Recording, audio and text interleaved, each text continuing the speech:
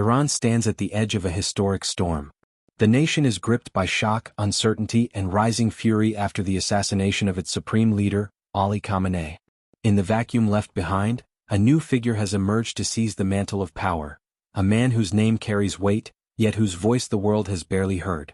His successor is his own son, Mojtaba Khamenei, a shadowy figure suddenly thrust into command of a nation already engulfed in conflict. This is not merely a change in leadership. It is a moment that sends tremors across the Middle East and beyond. A son inheriting the throne of power in the midst of war evokes images of dynasties and empires, not the revolutionary republic that Iran once promised to be. The symbolism is explosive.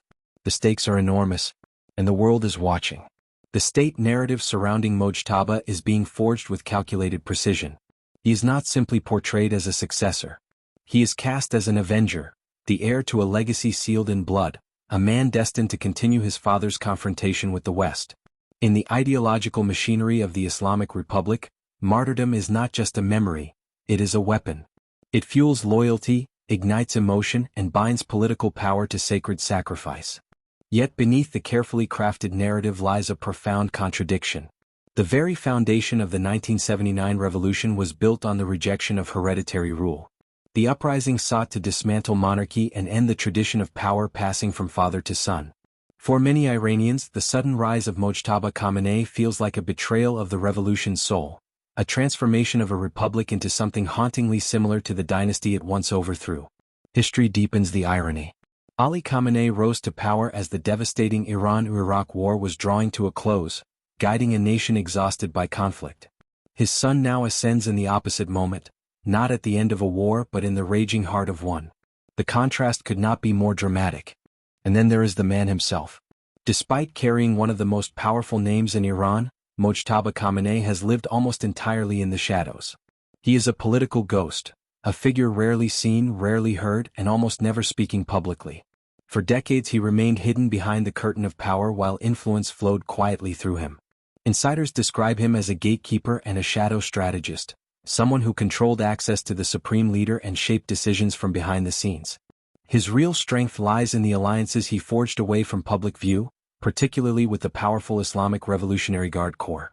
Within the corridors of Iran's security elite, he built a reputation as a hardliner, a man unwavering in his hostility toward Western powers and deeply committed to the revolutionary ideology that defines the Islamic Republic.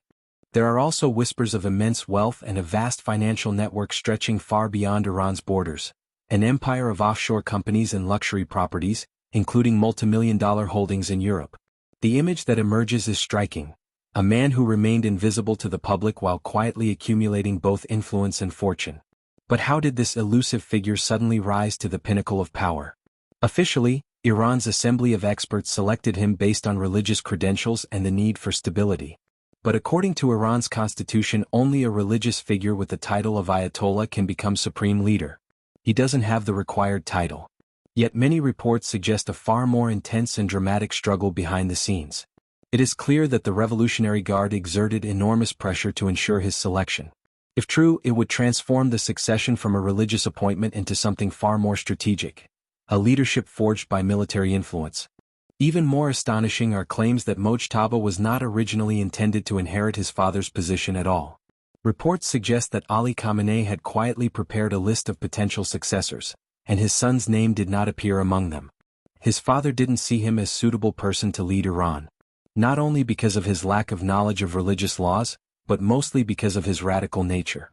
Mojtaba blamed his father for not allowing developing nuclear weapon, which he believed would protect Iran against foreign aggression. This all hint at a fierce power struggle that erupted the moment the supreme leader died, a battle that Mojtaba and his powerful allies ultimately won. Now he stands at the center of a nation under siege, fighting battles on two fronts.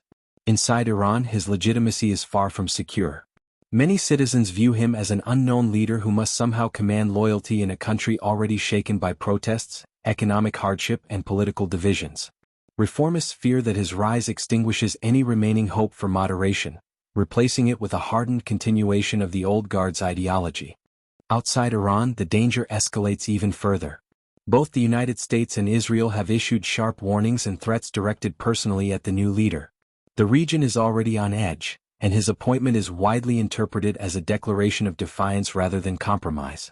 Instead of signaling diplomacy, it suggests that Iran may double down on confrontation. The personal toll of the conflict adds another haunting dimension to his story. The war has reportedly taken a devastating toll on his own family, deepening the narrative of sacrifice that now surrounds his leadership. In the mythology of revolutionary politics, such loss can transform a leader into a symbol, a man driven not only by ideology but by grief, vengeance, and destiny. And so the world finds itself confronting a dangerous question. Will Mojtaba Khamenei simply continue the uncompromising path carved by his father? Or will his sudden rise ignite an even more volatile era of conflict? Analysts across the globe agree on one point.